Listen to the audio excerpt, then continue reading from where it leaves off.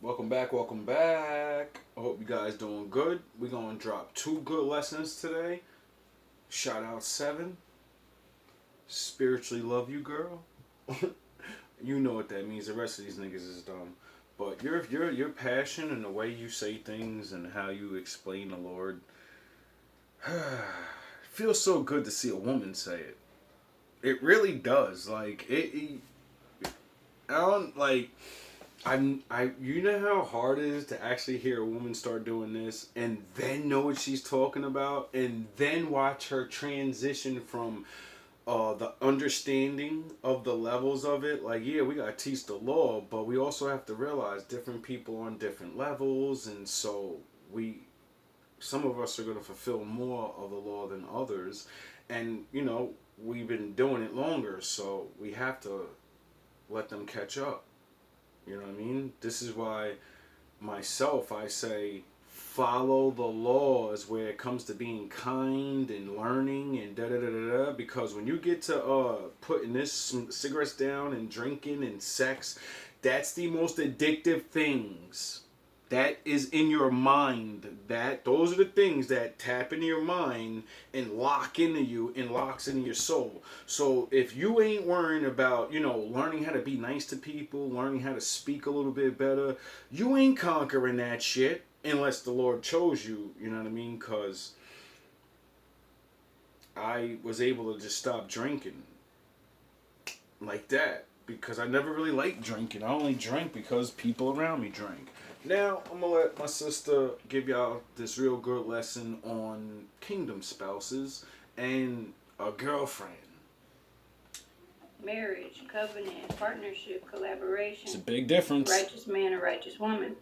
And the Most High guided me to Joshua chapter 22, verse Big 22. dog! And I read. Anyway, before I do that, I like to say this.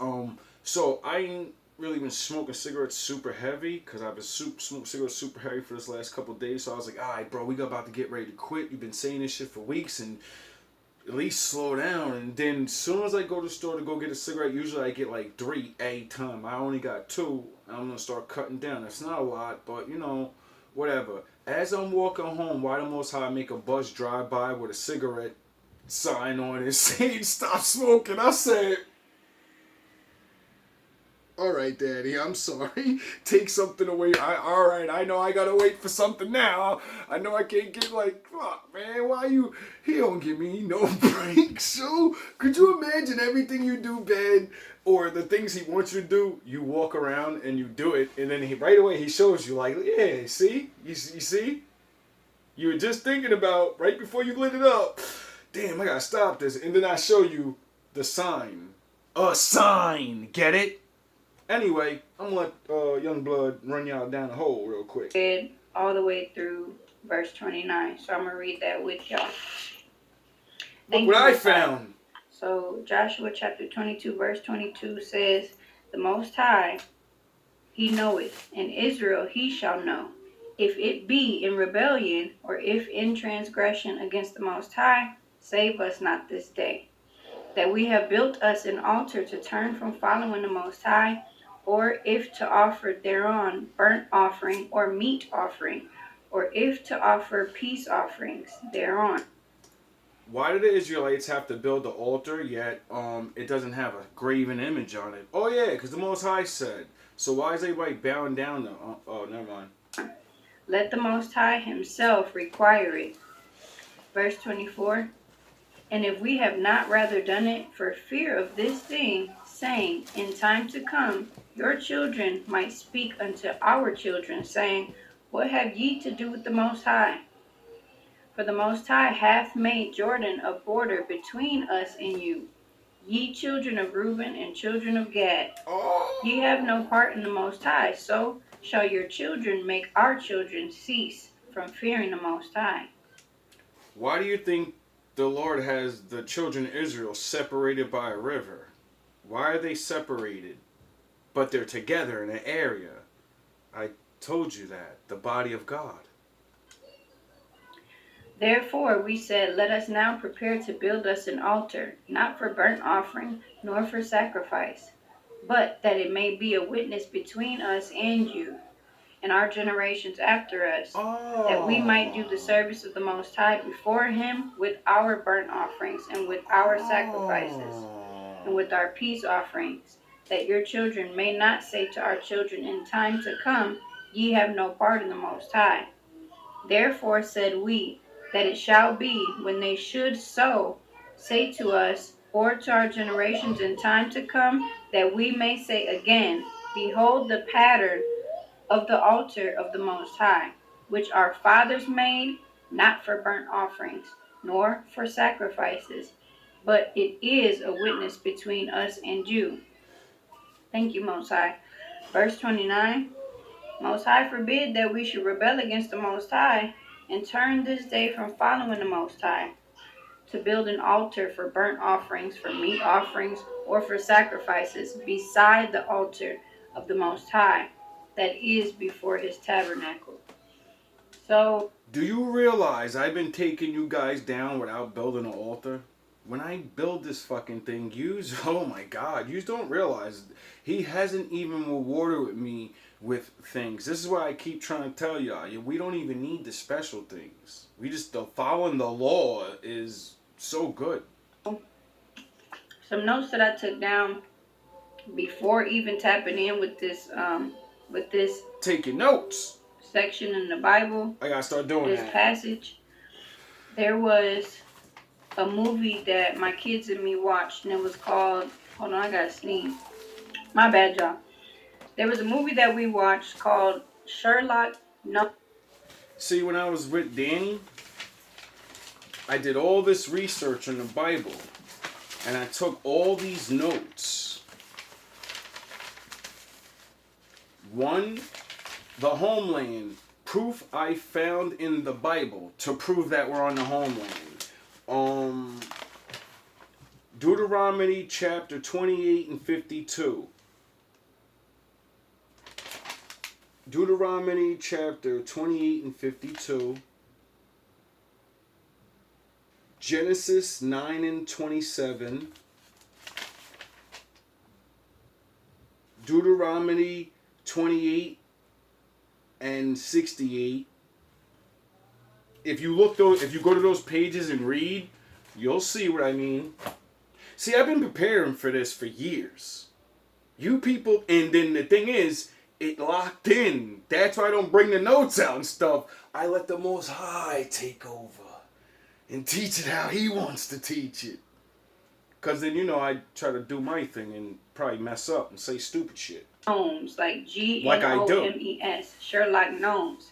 So y'all already know it's a movie about the garden. What I got from that while watching it was the Garden of Eden, and in the movie, Sherlock Gnomes. Gnomes are very small, right? So, Sherlock. So that means a real regular small guy, real smart. That's what it's a punchline. Without spoiling it, I suggest y'all watch it. It's cute, it's funny. Oh, I will. I don't care if it's a children's movie. They were talking That's where the knowledge is how at. The like Goku and Queen were about to step down from the throne. Metaphorically, they were about to step down from the throne, and now it was time for the next king and queen to step up and run the garden. Oh, really? I gotta see that movie. This ties into partnership, union, marriage, covenant. I think a prince is about to become a king. I think. When it comes to all the cute stuff, having a girlfriend or a boyfriend or people in a marriage, having matching outfits is cute, but we want to make sure that we have matching faith. Myself personally, I'm not going to be with nobody just for the look of it, just for So I was told a long time ago to stop playing around with wanting to choose a woman, and they said choose. You got to figure out what the most important thing is that you want in a woman. At least 3 things, and then build on that with her. If you could find those 3 things in somebody, motherfucker, you lucky as hell. You know what the thing I thought of? I kept thinking for hours, and I thought all these things, and you know what I came to? I said, I don't give a fuck about nothing else. She better love the Most High as much as I do or more. I won't tolerate being with anybody else. All I do is talk about him.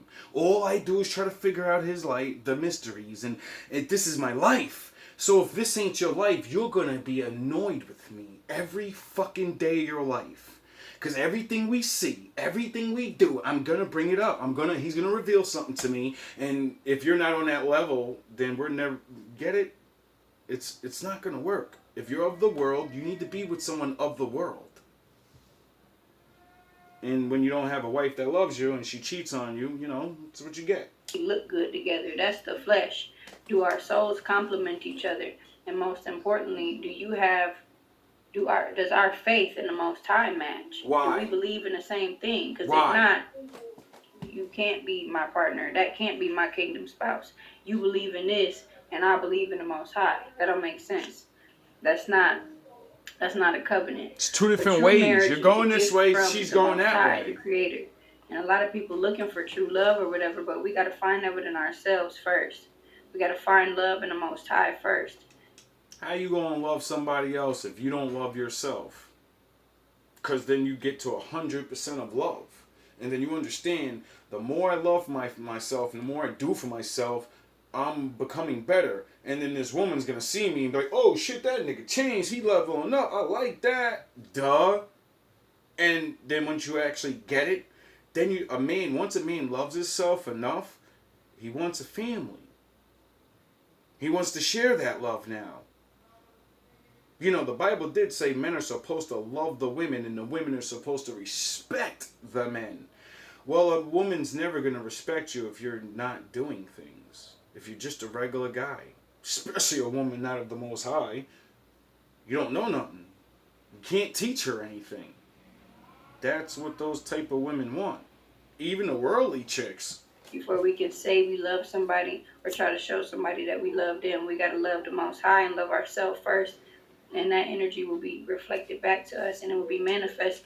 How do you love the Most High? Oh yeah, do the laws. And when you do the laws, you clean your body up, you go to work, you become a better man. So, loving the Most High makes you love yourself. You see why I say get yourself out of your fucking head and love my Father? It's the only thing that matters.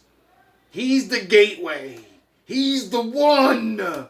We're all looking for to save us. You just don't get it. In the form of a kingdom marriage. She gets it. But only through endurance and dedication. Oh, really? So it's going to be hard regardless if you're on the same page? It's fine if we don't dress the same, we don't dress alike. Do our souls complement each other? Does our faith complement each other's?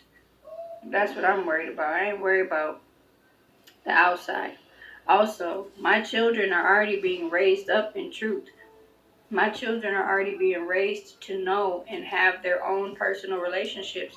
You know how even harder it is to have a woman actually know the Bible and actually want to read it, but then she's already been teaching the children this shit. So, when you come into her life, you don't have to do the dumb shit.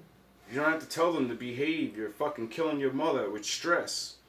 You don't have to do these things because they're already understanding. So when you start speaking to the Most High and all these things, and they're like looking at you like, whoa, Mommy, he's special. He's special. There's something about him. Because the Lord said that he dwells in the children. So they're going to know who's the special adults. Oh yeah, we all know children don't lie. With the Most High. My children already speak to the Most High. So if I'm going to join a family, if I'm going to blend a family with somebody, the Most High, as long as I stay on business with what I'm supposed to be doing, what me and the Most High talked about, then I'm going to be paired up with, whenever the time comes, a man who also has been raised. Is that how you find your spouse? Because the Lord makes her find you and you find each other because you're doing the work. And then he goes out there and he says, Angel buddy, go find somebody that's on the same vibration. And they ask for this and they ask for that. They match. We got to make them meet somehow. Somehow we got to make them meet. And if they don't take each other, well, you might have to wait a little longer or something. I don't know. Raising his children up in truth. A man who's also introducing the Most High into his children's lives and leading by example. I don't want to come together with somebody who they barely know whether or not the Most High is real, or they're thinking some other stuff, and then their kids is just wild, idle. They don't have any faith. They don't know nothing about the Most High. You want to join together with me and my children who are actively walking in the truth, actively acknowledging the Most High. That's like being in the Garden of Eden and then having a snake come in all over again. You have someone that's on the other fucking team and they have kids, so their kids are going to be like them, and then they're gonna teach your kid. Man, that Most High shit ain't real. You know, like high school and shit. You know, like how we all beat each other in the head. You know? That's not a match. They gotta be with it just like we with it. So what else? Soldier up. On December 1st, 2023, some notes that I took down about finding joy in the simple things. And what made me think of that was something simple like thrift shopping. I love going thrift shopping. I'm not big on going to these name brand stores and splurging, cashing out on name brand stuff, like just for... That's how you get to pay your bills on time. That's how when the kids need school supplies, you have the money. That's how when the kid gets sick, you know? Because you don't want to look fancy. You want to make sure, like these things that are known to happen, you're a little bit ready for it because you have responsibilities now to think like that. Name brand glasses be a whole bunch of money with a purse or certain boots, certain shoes, or shirt. I'm bougie. Cool on that. I like thrift shopping because the whole concept of thrift shopping is giving back to the community or passing something down that you don't have a use for, something that you don't want, and you know somebody else could benefit or someone else would like to have it. The whole concept of thrift stores and thrift shopping, secondhand, hand-me-downs, whatever. Old school shit, nigga. Of the number Hood two. shit. I just realized that. Yeah, y'all scared to go back to that day. I love thrift shopping because You know what's so crazy about that? Like, I love you, Mom. My mom taught me that trick. My mom always taught me never buy anything right away. Always look and then go to the thrift shops because people, you know, that don't like shit or will scuff their sneakers or they just got the wrong size. Some people are nice enough to go put those there. So there's a brand new pair of fucking sneakers waiting for you. So I would do things like that, and then I would have like brand new Nikes with a little scuff on it. But I got the new shits, and everybody else don't, and they all hating like, I fuck that broke ass nigga got the new shits, and they don't even realize I paid $5 for them. I paid $10 for them. Nigga, I be stunting with my kicks, all these other kicks out, all these clothes. Yo, dog, all that shit I bought. Like my shirts are like $20, my sneakers are like $15, dog. All my jewelry all together is like $110. And I talked them into a deal.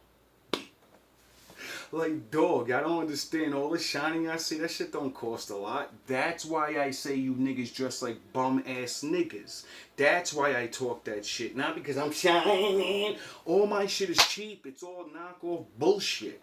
But I make that shit look good enough. And I know I do. Because everywhere I go, people are staring like, yo, this nigga look like he got money. No, it's cheap. It's really, really cheap. You just don't know because I keep my shit looking right.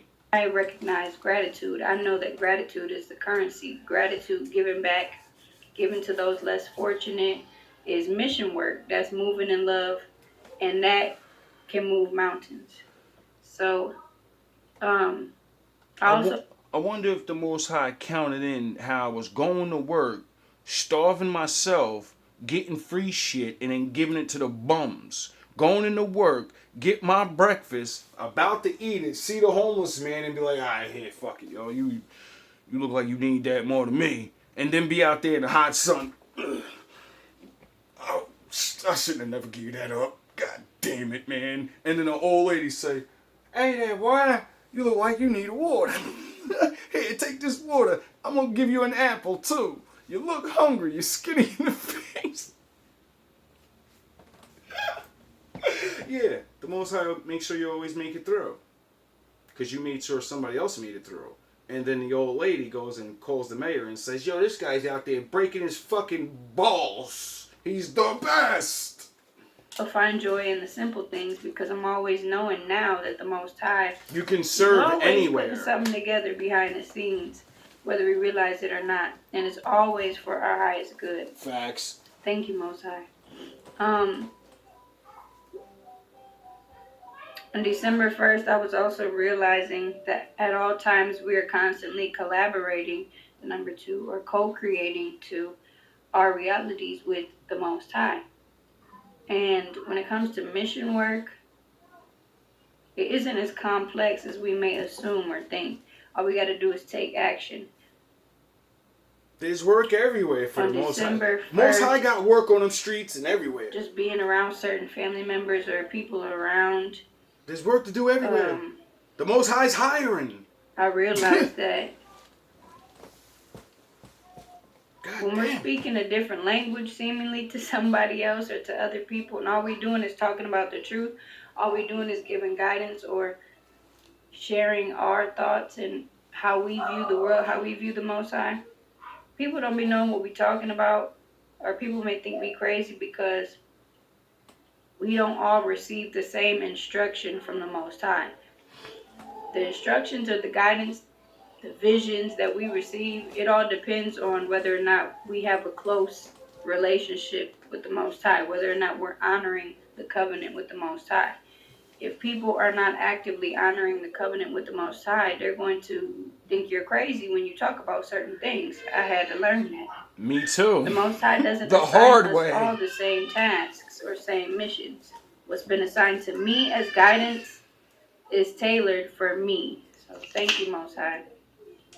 And every person that called me crazy, when they see me do the things they think is not gonna happen and it happens, they have to eat their fucking words and be like, yo, how the fuck did he do that? For example, when I talk about abstinence or when I talk about not eating meat, people think I'm crazy. Why? Because they haven't been given those instructions or those warnings. They don't have the same rules. We actually do have the same rules. There's only one law. But, like I explained earlier, the Most High knows us personally. So he knows he's addicted to super smoking, so that's the hard thing. So I'm going to give him in his mind work on these things. And those things are different for that person, so they're working on that thing. So you could beat that, he could beat that, and if you come together, you can teach each other to beat the thing you can't beat. Oh, GMB and packing up. As I've been given. Remember Danny? Abstinence or not eating meat is best for me and my growth on my personal journey. In the past, when I received that message from the Most High, and the Most High said, yeah, you're not doing none of that. You can't do what everybody else does. And I'm going to leave it at that. That's going up in the community section so y'all can get that full knowledge, you know what I mean? But now I want to play out a little story of a man called Jonah. So these people and all the people that ever met me in all the other towns, you kind of, I keep telling the same story. Then I want you to understand how much it's really actually hard to want to go and work for the Most High and know you're going into these places and you know what you're getting into. And you don't like these people because you know what's within them. You know, you can see them. You know what they're going to do. Today we are going to talk about the minor prophet and Jonah. I'm going to show you His name in the Hebrew Most High is don't Jonah, fucking which care means about dove. nobody. In Latin, Oh, it yeah, is you're my Ionis, child. and in He will Arabic, it kill is you. Eunice. He will He get was the a fuck prophet rid of of Yahweh, you. who came from the land You of gonna do the Gad work. of the tribe of Zebulun. Didn't I tell you this, Danny? That I made a lifetime contract. Remember, Dap? I said, I'm going to take this bullet to the head because it's going to prove he's with me or not. Because I made a lifetime contract and I know it's to the death. If I fuck up, I'm getting this. Was the son of Amittai, a name that means truthful. Jonah was apparently a prophet during the reign of Jeroboam II.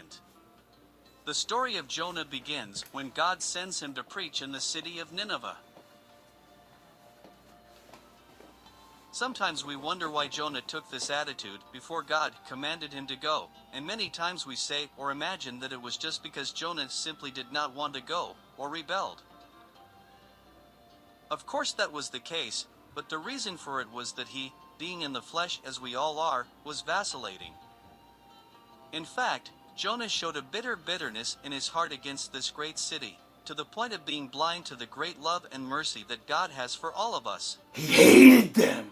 We will now have a brief explanation of why Jonah would not go to Nineveh for the purpose of preaching.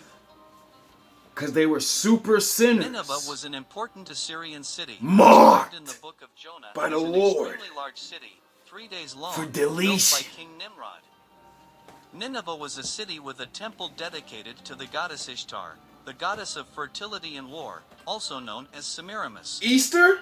This was his way of honoring her for conquering the Middle East and Egypt. The city had lions as icons at its entrance, symbolizing how it described itself in those years, cruel and fierce toward those who opposed it. The devil roams around and roaring like a lion, looking to devour people. You get it now? Nineveh was a terrible city, where the people were cruel, idolatrous, lustful, fornicators, where corruption abounded. Their priests were always inciting them to go to war in order to get a percentage of the spoils. Really? The people of Nineveh were very religious, and the priests took advantage of this to gain wealth. They used to rejoice whenever the armies of Nineveh went to war with other cities, because they said that nobody would be able to defeat their great city. Here we go with the I'm God shit. Who will defeat me? Who can bring us down? The Lord. Nineveh had a reputation for devouring entire cities, and when they returned to their city with Devour, the spoils of war, like a lion. they included the captives in the spoils of war. Taking slaves. Nineveh treated its prisoners with cruelty, even to the point of torture, blinding people by jabbing a spear through their eyes. Oh, like beheading you them, did to us? skinning them, and so Alligator on. babies? Look Nineveh it up. had a history full of cruelty. Nevertheless, we see God's compassion in that city when he sent Jonah to bring repentance so that it would not be punished. Wait up, so let me get this straight. You're super filthy sinners, and my father said, I'm gonna send my dude over there to let y'all know I'm gonna pound you to dust if you don't stop. I'll let you do all this for all this time, and I will Sodom and Gomorrah you. Oh, you think Ishtar's gonna save you? That roaring lion and shit. You think your God's gonna save you? I'm gonna tell your God to sit the fuck down, nigga. In chapter 1, we see Jonah Like in fleeing Sodom from and God's Gomorrah. presence and command. And their arriving God in sat Joppa, down and where he said, paid his fuck, we fare gotta and start wanted this to go to over Tarshish. again. Little did he Got know that him! God would cause a great storm as a result of his evil deed, so that the crew of the ship would be frightened in search of a culprit. These men cast lots to determine the cause of this great evil, and the lot fell on Jonah, who confessed that he was afraid of the God who made the seas and the earth. Before continuing, we would like to invite you to visit our official page. The sailors were much more frightened and had no idea what to do when Jonah decided to be caught and thrown into the sea, for he knew that this great storm was because of him. They all tried hard to bring the ship back, but they were unsuccessful because the sea was getting rougher and rougher. They had no other choice but to throw Jonah into the sea, and they first prayed to Jonah's God that no harm would come to them for doing such a thing. The moment he was thrown into the sea, the storm stopped. When they saw what had happened, they all feared God so much that they offered sacrifices and made vows to the God of Jonah. Became little niggas. Then and there they knew that God was great in power and majesty. Jonah was swallowed by a great fish that God had already prepared for such a mission. This little story of the fish swallowing... Now, we're gonna save the rest of that story for another time. We're running out of time. Do you understand what my father did to his prophet? because he couldn't get out hatred. I hate them niggas, them motherfuckers, doopy motherfuckers. I hate them, I hate them, I hate them. And I work for the Lord, so I can do whatever I want. And the Lord said, you do not know the fucking future, and you don't know what I'm using them for. Shut the fuck up and do what I said. And he ignored, went the other way, and then the Lord said, I'm gonna kill you. You're done. And all your buddies. And then they seen what was going on, and they figured out, alright, well, you say you really the dude, so make it stop. And then he couldn't, and they said, alright, you fucked up. You did something. Where you take, that's the long story, is they talked to him and he let them know, like, I didn't want to go over there, we're going to go over there.